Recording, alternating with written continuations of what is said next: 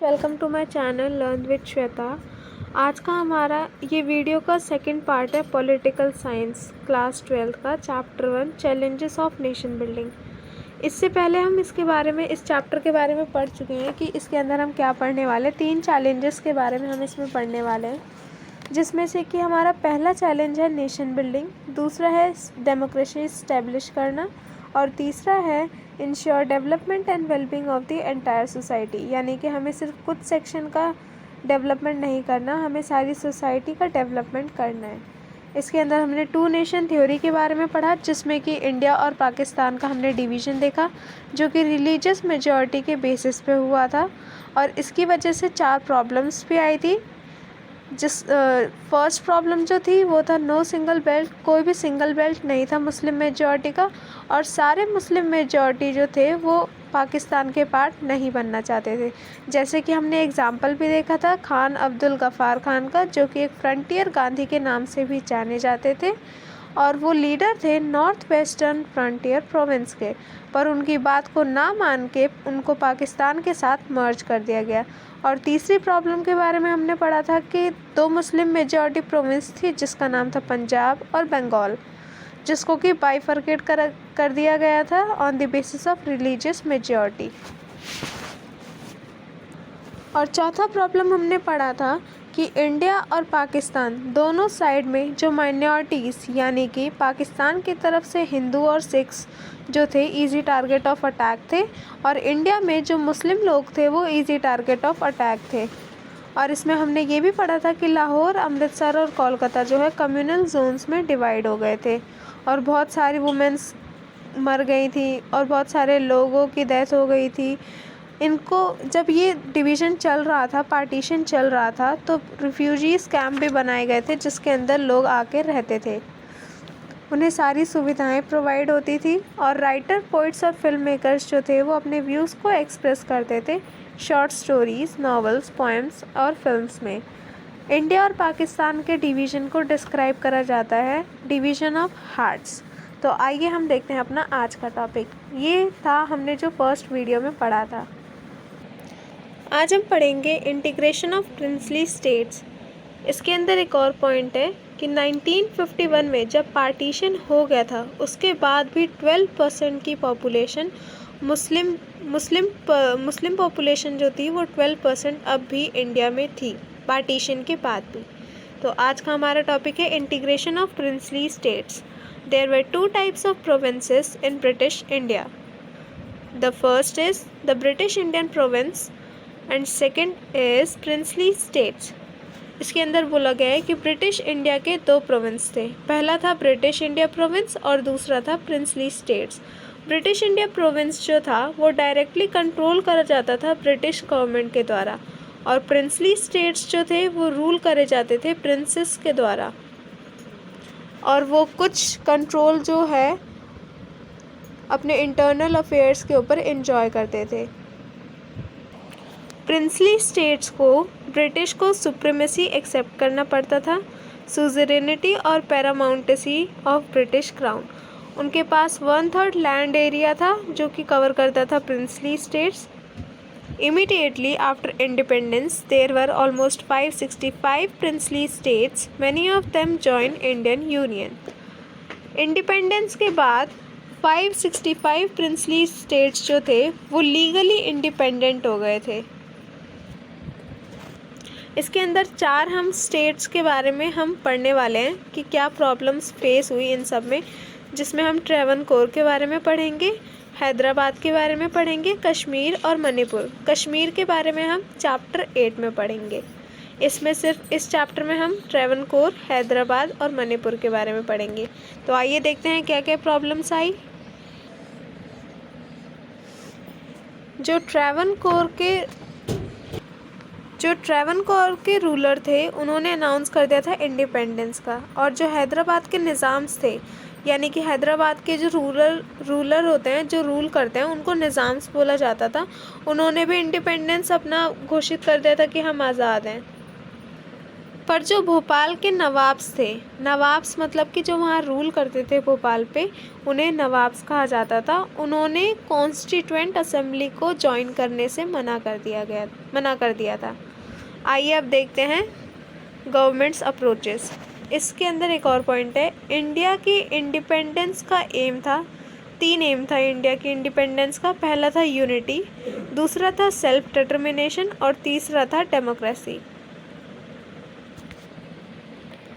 सरदार वल्लभ भाई पटेल जो थे वो इंडिया के होम मिनिस्टर भी थे और डिप्टी प्राइम मिनिस्टर भी थे। उन्होंने एक हिस्टोरिक रोल निभाया इंडिपेंडेंस के टाइम में, और उन्होंने एक और इम्पॉर्टेंट रोल निभाया प्रिंसली स्टेट्स के साथ नेगोशिएट करने में। उस टाइम पे उड़ीसा के अंदर 26 स्मॉल स्टेट्स थे और गुजरात के सौराष्ट्र रीजन में 14 बिग स्टेट्स थे और 119 स्मॉल स्टेट्स थे। तो आइए देखते हैं अब government approaches. The then interim government took a firm steps against the possible division of India into small principalities of different sizes. The government approach was guided by the 3 consideration. इस government approach के अंदर हम 3 government approach के बारे में पढ़ने वाले हैं। The people of most of the princely states clearly wanted to become a part of the Indian Union. The government was prepared to be flexible, giving autonomy to regions. Consolidation of the territorial boundaries of the nation had assumed supreme importance. Princely states जो थे, बहुत सारे लोग princely states के चाहते थे कि वो इंडियन यूनियन का पार्ट बने, और गवर्नमेंट के जो अप्रोचेस थे वो फ्लेक्सिबल थे ऑटोनॉमी देने के लिए, और टेरिटोरियल बाउंड्रीज़ को भी इम्पोर्टेंस दिया गया। इसके बाद हमारा नेक्स्ट टॉपिक आता है इंस्ट्रूमेंट ऑफ एक्सेशन, जिसमें कि बहुत सारे स्टेट्स के जो रूलर्स थे वो इंस्ट्रूमेंट ऑफ एक्सेशन को लेके साइन कर रहे थे, जिसका मतलब है स्टेट्स जो थे वो एग्री थे इंडियन यूनियन का पार्ट बनने के लिए। इस एक्सेशन के अंदर हम जूनागढ़, कश्मीर, हैदराबाद और मणिपुर के बारे में पढ़ेंगे कि कैसे उनका एक्सेशन हुआ इंडियन यूनियन के साथ। तो पहला है जूनागढ़। जूनागढ़ ने एक इलेक्शन करवाया जिसको बुक के अंदर लिखा गया है प्लेबिसाइड्स, जिसका मतलब होता है इलेक्शन, इंडिया को ज्वाइन करने के लिए। तो इसकी प्रॉब्लम फिर ये इंडियन यूनियन के साथ मर्ज हो गया था। इसके बाद दूसरा है Hyderabad. After initial resistance in September 1948, Hyderabad was merged with the Indian Union by a military operation. Hyderabad जो था वो लार्जेस्ट प्रिंसली स्टेट्स था। ओल्ड हैदराबाद स्टेट्स के अंदर कुछ पार्ट्स थे अब के महाराष्ट्र के, कर्नाटका और आंध्र प्रदेश के।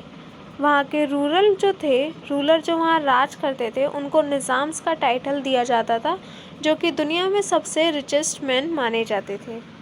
इन्होंने इंडिया के साथ एक स्टैंड स्टिल एग्रीमेंट साइन करा था नवंबर 1947 को, जिसमें कि 1 साल इन्होंने ले लिया था, जिसकी वजह से बहुत सारे लोग जो पीजेंट्स थे यानी कि जो स्मॉल फार्मर्स थे वो इस चीज़ के अगेंस्ट में आ गए थे।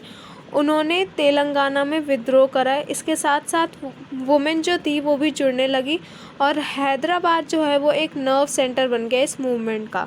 इसके अंदर कम्युनिस्ट हैदराबाद जो थे वो सामने आए और निज़ाम्स ने पैरामिलिट्री फोर्सेस को भेजा जिनको रज़ाकार्स कहा जाता है। उनको बोला गया कि सिचुएशन को कंट्रोल करो, अगर कंट्रोल नहीं होता है तो बहुत सारे लोगों को मारो, जिसकी वजह से बहुत सारे लोगों की डेथ भी हो गई थी। फिर इस चीज़ को हैंडल करने के लिए सेंट्रल गवर्नमेंट ने ऑर्डर करा आर्मी को इस सिचुएशन को टैकल करने के लिए। फिर 1948 सितंबर में निज़ाम ने साइन करा इंस्ट्रूमेंट ऑफ एक्सेशन और फाइनली हैदराबाद जो है वो इंडिया के साथ मर्ज हो गया।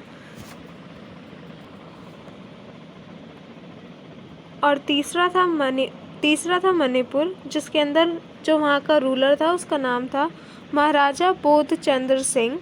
इन्होंने इंस्ट्रूमेंट ऑफ एक्सेशन तो साइन कर दिया था, लेकिन वहाँ की जो पब्लिक थी उनका ओपिनियन था कि वहाँ पे इलेक्शन करवाया जाए। तो जून 1948 में वहाँ पे एक इलेक्शन हुआ जिसके अंदर ये मणिपुर इंडिया का फर्स्ट ऐसा स्टेट है जहाँ पे इलेक्शन हुआ था on the basis of universal adult franchise.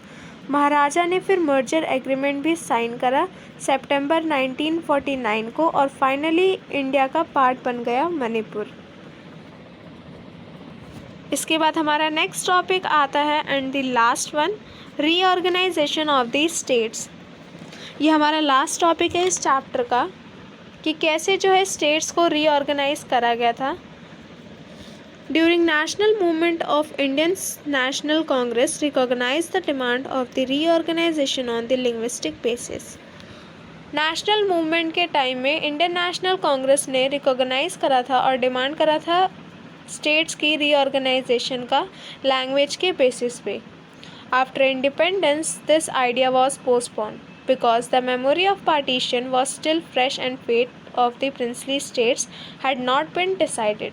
Independence के बाद भी लोगों के इस आइडिया को पोस्टपोन कर दिया गया था क्योंकि लोगों के अंदर अभी भी पार्टीशन को लेके उनके दिमाग में ताज़ा था कि अभी पार्टीशन हुआ है।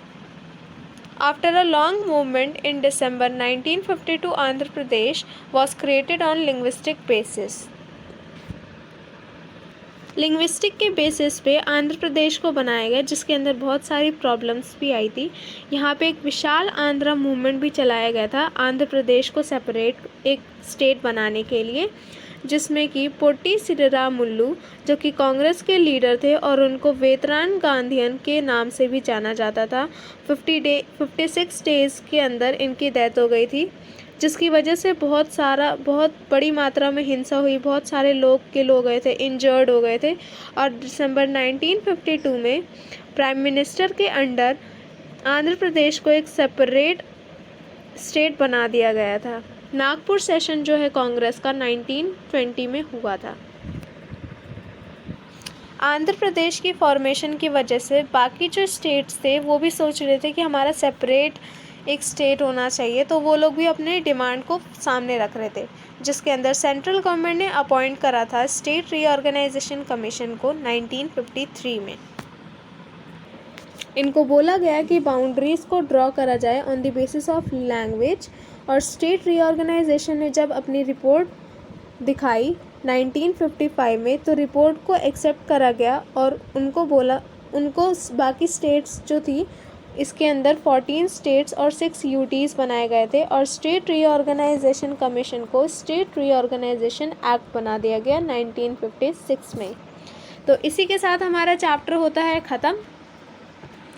अगर आपको मेरी वीडियो पसंद आई तो चैनल को सब्सक्राइब, वीडियो को लाइक, कमेंट, शेयर ज़रूर करें। Thank you.